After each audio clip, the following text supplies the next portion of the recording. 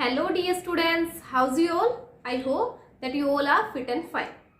Okay, बेटा हमने अपनी एक्सरसाइज 9.3 के 2 क्वेश्चंस हैं वो हमने कल कर लिए थे और लाइव क्लास में हमने थर्ड क्वेश्चन भी कर लिया था, बट कुछ बच्चे जो रह गए हैं जो लाइव क्लास में नहीं थे उनके लिए मैं वो थर्ड क्वेश्चन अभी फिर से करवा देती हूँ। ठीक है, 9.3 का थर्ड क्वेश्चन देखिए, exercise 9.3. Let's see the question third. Question third is put a tick. Put a tick. Put a tick on the correct option. On the correct option. On the correct option for each of the following. For each of the following. हमें क्या करना है, जो correct option होगा उस पर टिक करना है। आपको 2 ऑप्शंस दिए गए हैं। जैसे आपका फर्स्ट पार्ट है, Meena went for a morning walk. Meena went for a morning walk. Meena went for a morning walk. It takes options हैं आपके. फर्स्ट है 20 minutes. सेकेंड ऑप्शन है 20 hours. ये ऑप्शंस मैं आपके यहाँ नीचे लिख देती हूँ, आगे लिख देती हूँ. चलिए यहाँ पे first 20 minutes and second option is 20 hours. So Meena जो है वो मॉर्निंग वॉक के लिए जाती है. इट टेक्स, तो उसमें उसको कितना टाइम लगता है मॉर्निंग वॉक करने में? 20 मिनट्स लगेंगे या 20 हावर्स लगेंगे? अब 20 हावर्स में तो मॉर्निंग वॉक के लिए गई है वो, कोई उसमें तो आफ्टरनून भी आ जाएगा, इवनिंग भी आ जाएगी, नाइट भी हो जाएगी, है ना. तो 20 हावर्स के लिए तो कोई वॉक नहीं करता, 20 मिनट्स हो सकती है. सो हम फर्स्ट वाले पे टिक करें. Next is B is Meena plays with her friends. Meena plays with her friends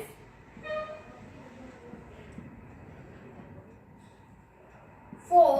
Meena अपने फ्रेंड्स के साथ खेलती है. कितनी देर के लिए?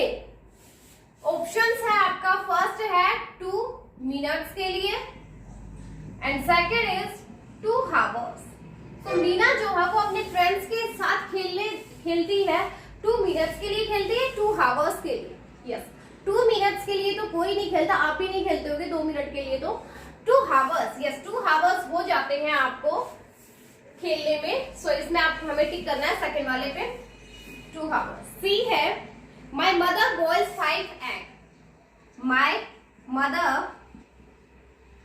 boils 5 eggs. It takes. मेरी मदर ने 5 एग बॉईल किए हैं, तो उसमें कितना टाइम लगा?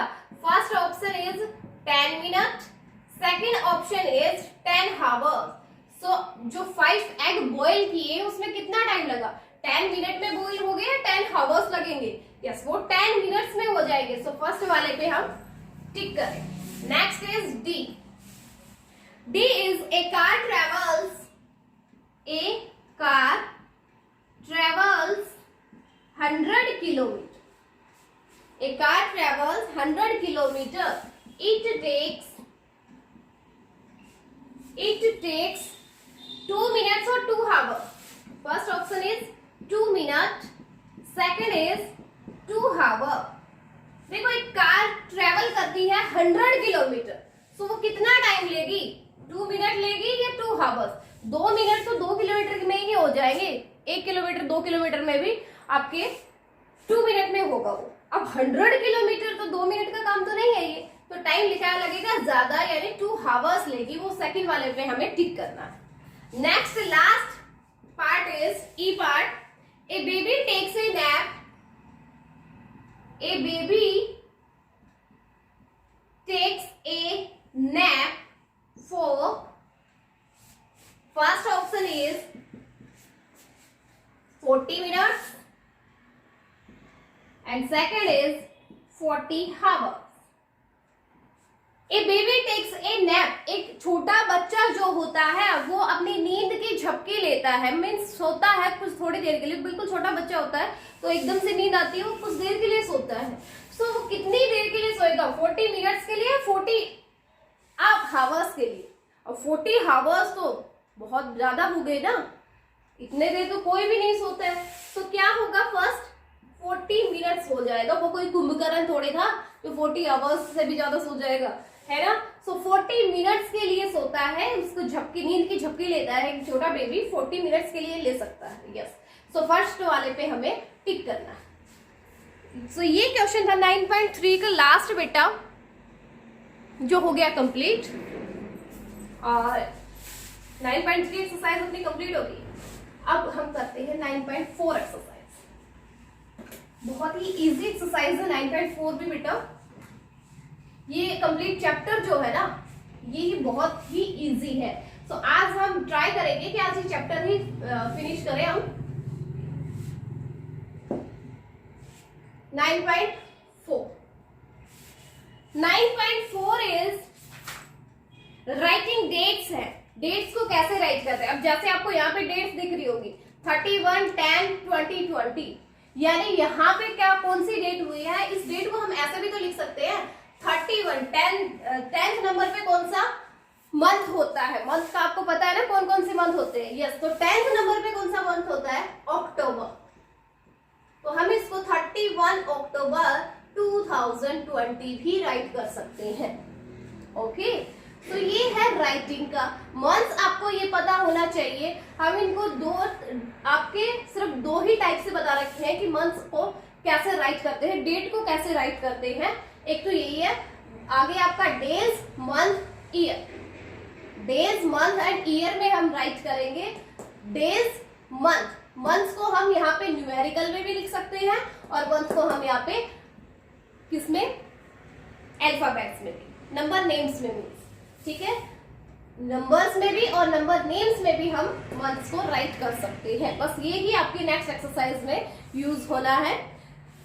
जो है आपको बस ये पता होना चाहिए कि फर्स्ट पे कौन सा मंथ होता है, जैसे, ठीक है। फर्स्ट पे जनवरी, मंथ नेम पता है ना सबको? यस, फिर तो हो जाएगा बहुत जल्दी। जनवरी, फरवरी, मार्च, अप्रैल, मई, जून, जुलाई, अगस्त, सितंबर,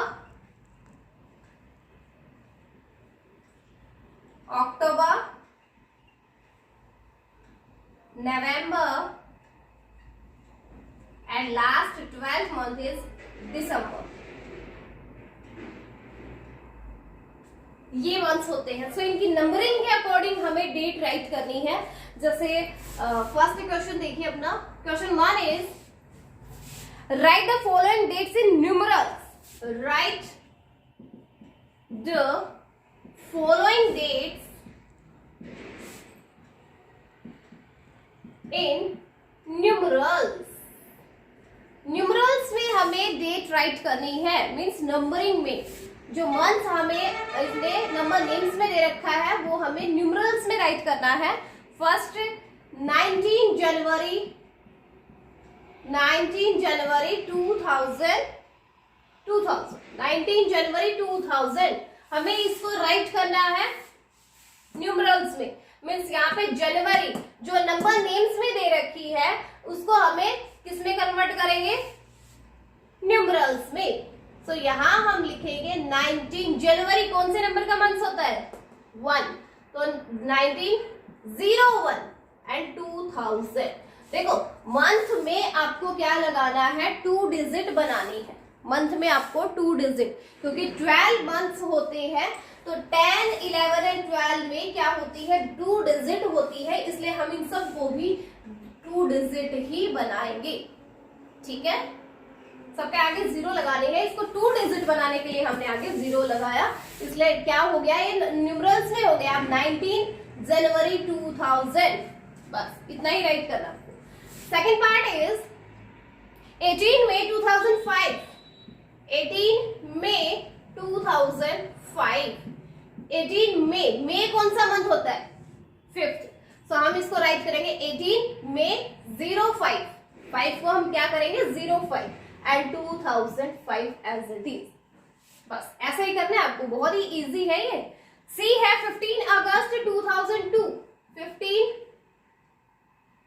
अगस्त 2002, इसको राइट कैसे करेंगे, 15 डेज एज इट इज, अगस्त कौन से नंबर पे, 8th पे, 08 करेंगे एंड 2002 आपका एज इट इज, बस ऐसे राइट करना है।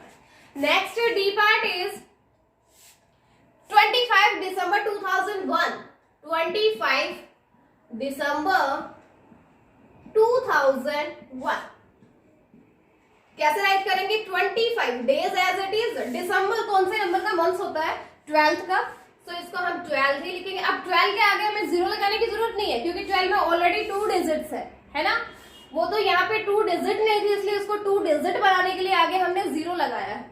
सो यहाँ 12 and year is 2001, 25 December 2001, okay.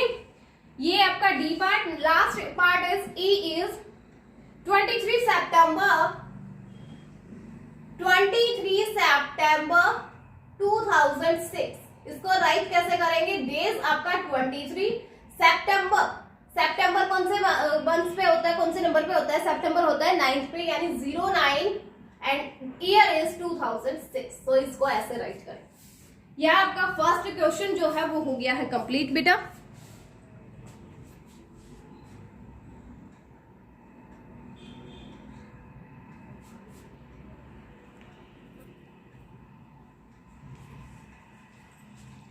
Okay, now let's see the question 2.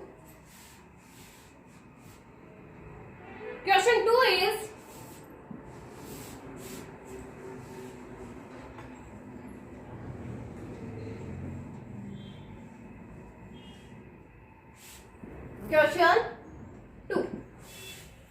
question 2 है बेटा, write the following dates using the names of the month.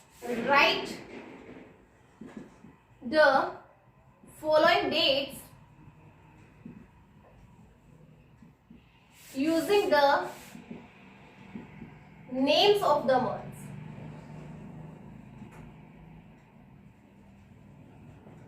Names of the month. Okay, जो अभी हमने फर्स्ट क्वेश्चन में किया है, जो हमें दे रखा था नेम्स में दे रखा है, उससे हमने न्यूमरल्स में चेंज किया था। अब हमें क्या करना है, न्यूमरल्स में हमें डेट गिवन है, उसको हमें मंथ के नेम में आपको कन्वर्ट करना है।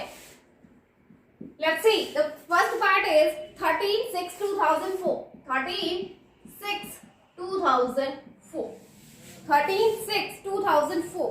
सो हमें इसको राइट करना है, मंथ का जो नेम है, मंथ नेम, उसको हमें मंथ नंबर जो दिया गया है उसका मंथ नेम हमें राइट करना है। सो यहाँ है 13 डेज, आपका 13 रहेगा। 6 नंबर पे कौन सा मंथ, जून। सो यहाँ हम राइट करेंगे 13 जून और ईयर आपका एज इट इज 2004 रहेगा। सिर्फ मंथ का जो नेम नंबर है यहाँ पे, उस नंबर की जगह पर हमें उस मंथ का नेम डालना है। Okay, B part is 33/03/2000, yes. So इसको हम राइट करेंगे 03, तो आपका डेज हो गया। मंथ 03, थर्ड नंबर पे मंथ मार्च होता है, सो हम यहाँ मार्च राइट करेंगे। 03 मार्च, 3rd March, 3 March 2000। C part is 25/10/2005। सो इसको भी हम कैसे राइट करेंगे, 25 days as it is. 10th number पे मंथ कौन सा, अक्टूबर। सो यहाँ हम लिखेंगे October 2005। Last D part is not last, 11/01/2006, 11/01/2006। इसको हम राइट करेंगे 11 days as it is. Month first कौन सा होता है? जनवरी, यानी 11 जनवरी 2006। ओके, बस हमें बहुत ही इजी एक्सरसाइज है और ये बस कंप्लीट होने वाली है। ए पार्ट बी हो गया। ई पार्ट देखिए 7/8/2001, 7/8/2001। 7/8 पे कौन सा मंथ होता है? अगस्त। सो 7 अगस्त 2001। ये आपका ई पार्ट था जो हो गया है कंप्लीट। जो फर्स्ट क्वेश्चन और सेकंड क्वेश्चन सेम था आपका। कैसे था? सेम। फर्स्ट क्वेश्चन में हमें नंबर नेम्स में दे रखे थे, उनको न्यूमरल्स में चेंज करना था। सेकंड क्वेश्चन में हमें न्यूमरल्स में दे रखे हैं, उनको नंबर नेम्स में चेंज करना है। जस्ट मंथ का जो नेम है, month name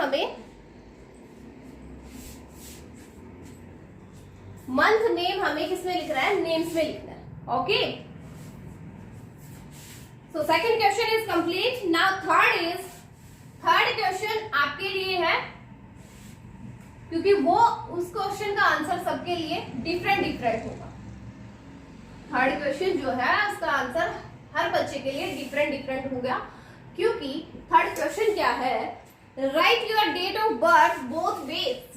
right your date of birth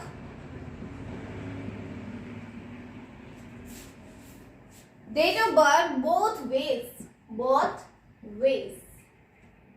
दोनों तरीके से आपने अपने डेट ऑफ बर्थ को लिखना है। अब डेट ऑफ बर्थ तो एक बच्चे की सेम नहीं हो सकती ना, सबकी अलग अलग ही होगी, इसलिए आंसर सबके लिए क्या रहेगा?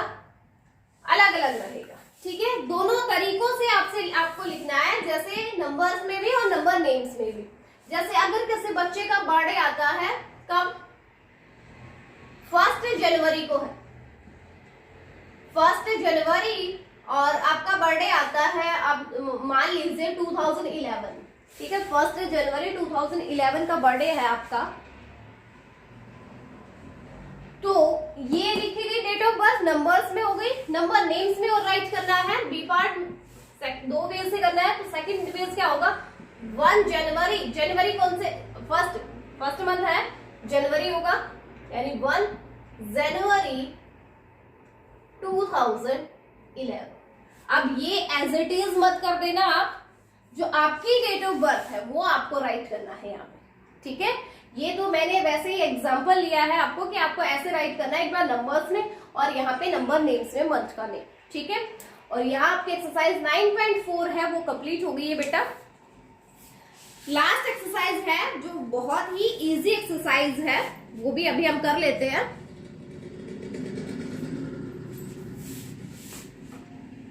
लास्ट एक्सरसाइज यूजिंग ए कैलेंडर, जो है कैलेंडर का यूज करना है अभी हमें।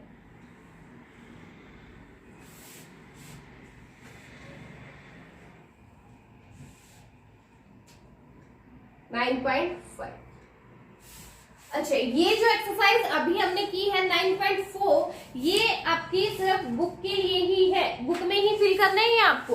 9.3 का लास्ट क्वेश्चन किया है, वो भी आपको बुक में करना है, और 9.4 हमने की है, ये भी आपको बुक में ही करनी है, नोटबुक में नहीं करना है इसको। ठीक है, अब नेक्स्ट आता है अपना using A calendar. Next topic is using A calendar. Calendar का हमें यूज करना है। कैलेंडर में आपको पता है क्या होते हैं? डेज, मंथ एंड ईयर होते हैं, है ना? तो ओके, अब आप मुझे ये बताइए कि इतने मंथ्स, इसमें कितने मंथ्स होते हैं अपने कैलेंडर में? 12 मंथ्स होते हैं। Yes, good. ओके, 12 मंथ्स होते हैं, और इन सारे मंथ्स में डेज मिला करके पूरा ईयर में, 1 ईयर में आपके 1 ईयर में डेज कितने हो जाते हैं? 365 days. Yes, very good. 1 year में 365 डेज होते हैं, लेकिन ये कब होते हैं? जब आपका फरवरी जो है ना, वो कितने डेज का हो? 28 डेज का हो। फरवरी आपको पता है 28 या 29 डेज होते हैं फरवरी में, है ना? 28 डेज जिस फरवरी में होंगे उस पर तो उस ईयर में 365 डेज होंगे, लेकिन जब फरवरी में 29 डेज हो जाते हैं उस ईयर 366 डेज हो जाएंगे। ठीक है, जिस ईयर में फरवरी में 29 डेज आएंगे उस ईयर में आपके 366 डेज हो जाएंगे, और जिन ईयर्स में 28 डेज होंगे फरवरी में उस पे 1 ईयर में 365 डेज होंगे। ठीक है, सो ये क्या है, जब फरवरी में 29 डेज आते हैं तब क्या हो, उस ईयर को हम क्या बोलते हैं, जिस ईयर में 366 डेज होते हैं, या हम ये कह सकते हैं कि फरवरी में 29 डेज होते हैं, उस ईयर को बोला जाता है लीप ईयर। क्या बोलेंगे, लीप ईयर। लीप ईयर क्या होता है, लीप ईयर वो होता है जब फरवरी में आपके क्या हो 29 डेज, या फिर आप बोल सकते हो वो ईयर जिसमें क्या हो 366 डेज हो। Such years have 360 days, 66 days, and these are called leap year. वो ईयर जिसमें 366 डेज होंगे वो आपका लीप ईयर होगा। ठीक है, आप देखो जैसे अपना 2020 अभी जो चल रहा है ना बेटा, 2020, इसकी जो फरवरी आई थी, इसकी जो फरवरी थी जिसमें डेज कितने थे, 29 डेज थे। ठीक है, आप अपने कैलेंडर में चेक कर सकते हो, ये जो फरवरी आई है इस ईयर की फरवरी जो थी उसमें 29 डेज थे। ठीक है, सो 29 डेज थे, इसका मतलब ये जो 2020 है ना इसमें टोटल 366 डेज होंगे। कितने डेज होंगे, 366 डेज। ठीक है, सो इट मीन्स ये 2020 एक लीप ईयर है। क्या है, एक लीप ईयर। ये 2020 जो चल रहा है ये क्या है, लीप ईयर। ओके, और लीप ईयर हमेशा हर 4 साल के बाद आता है। लीप ईयर रिपीट होता है हर 4 साल के बाद। जैसे 2020 में आया हुआ है अभी, तो 4 साल के बाद यानी 2024 में आएगा लीप ईयर। फिर उसके 4 साल बाद 2028 में आएगा, फिर उसके 4 साल बाद 2032 में आएगा, ऐसे ही 36 में, फिर 2040 में। हर 4 साल के बाद आपका क्या होता है, लीप ईयर आता है। ठीक है, बाकी के बीच में जैसे 2021 जो होगा ना उसमें 365 डेज होंगे, 2022 जो होगा उसमें भी 365 डेज होंगे, और 2023 होगा उसमें भी 365 डेज होंगे, लेकिन 2024 में 366 डेज होंगे। ओके बेटा, ये आपको याद रखना है कि लीप ईयर क्या होता है, जब फरवरी में 29 डेज होते हैं तो पूरे साल में एक दिन बढ़ जाता है, यानी 366 डेज होते हैं जिस ईयर में, वो आपका लीप ईयर होता है।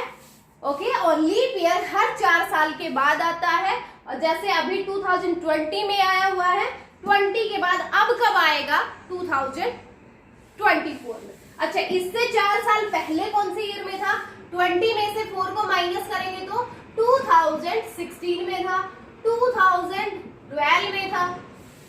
इनमें क्या थे, ये लीप ईयर्स।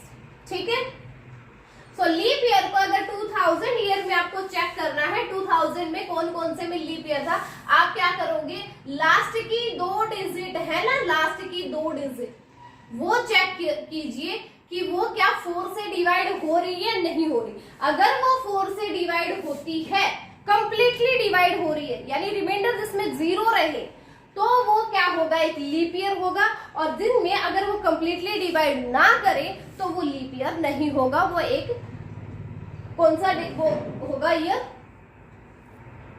वो एक साधारण वर्ष होता है। ठीक है, तो लीप ईयर कौन सा होगा, जिसमें लास्ट की 2 डिजिट 4 से कंप्लीटली डिवाइड हो जाएगी, वो आपका लीप ईयर रहेगा। ठीक है, अब हम नेक्स्ट स्टार्ट करते हैं अपनी एक्सरसाइज 9.5। बहुत ही इजी एक्सरसाइज है, बट इसके लिए क्या जरूरत पड़ेगी आपको, अपने कैलेंडर की। कैलेंडर की आपको जरूरत पड़ेगी, तो अपना कैलेंडर लेना, नहीं भी लेना है तो अभी आपको चेक करना पड़ेगा। देखो क्वेश्चन 1 जो है इसका वो क्या है, इसने ये बोला take the calendar for this year, इस साल का आपको कैलेंडर लेना है एंड स्टडी इट, और उसको रीड करना है, आंसर द फॉलोइंग क्वेश्चन। ठीक है, आपको एक कैलेंडर लेना है, उसको रीड करना है, फिर उन क्वेश्चंस के आंसर देने हैं। फर्स्ट क्वेश्चन क्या दिया बेटा, फर्स्ट है on which day of this week, on which day of the week, on which day of the week is New Year Day, is New Year's Day।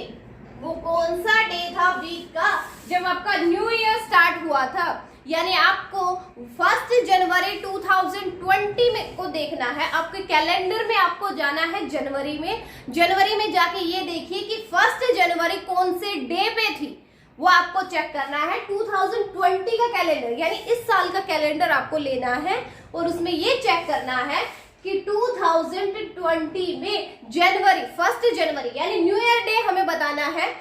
तो new year day कब होता है, 1 जनवरी को। तो 1 जनवरी आपको चेक करनी है कि कौन से डेज पे थी, हमें वो बताना है।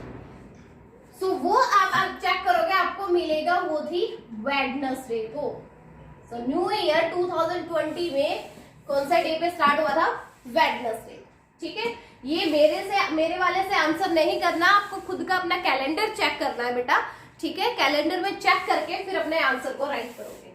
Next part is B, on which day of the week does the month of July start, on which day of the week, on which day of the week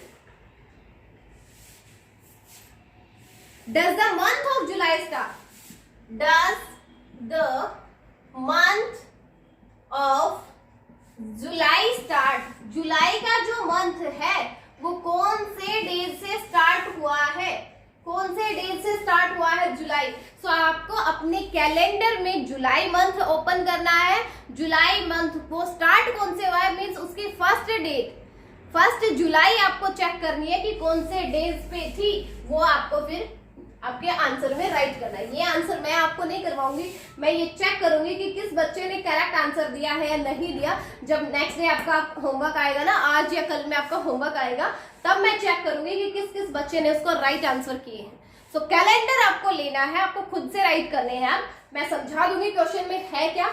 B part में ये है कि आपको जुलाई कौन से डेट से start हुई है, यानी 1 जुलाई की डेट आपको इसमें 1 जुलाई जो है वो कौन से डेट से स्टार्ट हुई है, Sunday, Monday, Tuesday, Wednesday, Thursday, Friday, Saturday, इन 7 दिन में कौन से डेट से 1 जुलाई स्टार्ट हुई है, वो आपको बी वाले में फिल करना है। Okay, next is C part is on which day is Independence Day, on which day is Independence day.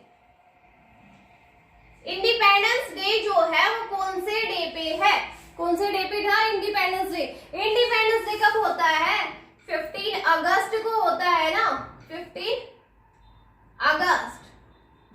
सो 15 अगस्त आप अपने कैलेंडर में 15 अगस्त 2020 कैलेंडर जो है उसमें 15 अगस्त चेक करोगे कि कौन से डे पे आता है 15 अगस्त, वो आपको आंसर सी में राइट करना है। सी के आंसर में आपको राइट करना है 15 अगस्त को कौन सा डे है। Okay, next question D is does any month have 5 Sunday. आपको पूरा कैलेंडर अपना चेक करना है, क्या किसी मंथ में 5 संडे आए हैं। आपको पूरे कैलेंडर में आपका जनवरी से स्टार्ट कर देना है, आपको जनवरी से दिसंबर तक का मंथ आपको चेक करना है। तो उनमें ये चेक करना कि 5 संडे किस किस मंथ में आए। ठीक है, if yes then which one, आप उनको क्या करोगे, 5 संडे जिस मंथ में आएंगे वो मंथ आपको इसके आंसर में राइट करने हैं। तो वो क्वेश्चन आपका होगा डी वाला। ठीक है, डी वाला क्वेश्चन में आपको क्या करना है, ये चेक करना है कि किस किस मंथ में 5 संडे बनते हैं। ठीक है, ओके, नेक्स्ट है E part, in which month is Dussehra. Dussehra E वाला पार्ट है, ई वाले में आपको बताना है कि दशहरा कब है। दशहरा कब था? अभी आपने दशहरे को सेलिब्रेट अभी रिसेंटली किया है, सो किस मंथ में है? यस, तो इसका आंसर तो अभी अपने पास ही है कि अक्टूबर में हमें अभी सेलिब्रेट किया है दशहरा।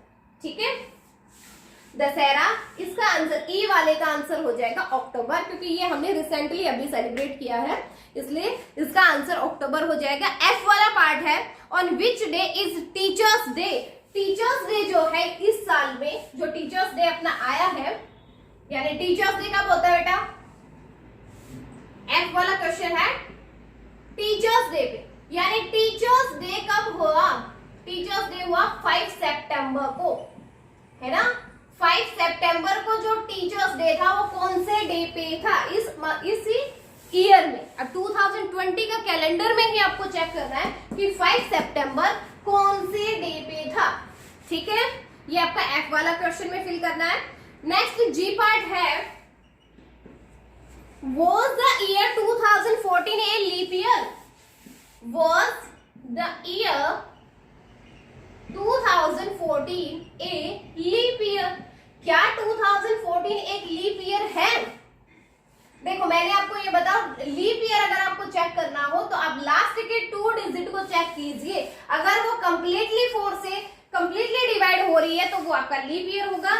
2014 यानी 14 जो है वो 4 से कंप्लीटली डिवाइड नहीं होता है, रिमाइंडर बचता है। रिमाइंडर जिसमें बचेगा वो आपका लीप ईयर नहीं होगा। और इसको तो वैसे भी निकाल सकते हो, 2020 अभी इस ईयर में था, इससे 4 साल पहले 16 में था, इससे 4 साल पहले 12 में था, है ना। यानी बीच में आ चुका ना 14, तो 14 इसका मतलब लीप ईयर नहीं था।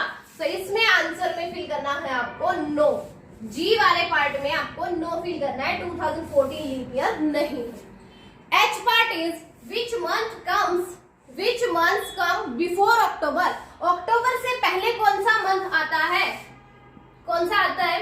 यस, सितंबर आता है, तो इसका आंसर हो जाएगा सितंबर। I part is which month comes between March and May. मार्च और मई के बीच में कौन सा मंथ होता है? यस, अप्रैल होता है। तो एच आई वाले का आंसर होगा अप्रैल। फिर लास्ट पार्ट है J is which is the third month of the year. Third month of the year, year का थर्ड मंथ कौन सा होता है? यस, वो होता है मार्च। इसका आंसर हो जाएगा मार्च। तो यहाँ आपकी एक्सरसाइज 9.5 बेटा कंप्लीट हो गई है, और इसी के साथ अपने 9th चैप्टर जो है ना वो भी कंप्लीट हो गया। ओके, जे पार्ट का आंसर होगा जे का मार्च। Okay, so 9th chapter is completed now. Complete this 2 exercise in your book.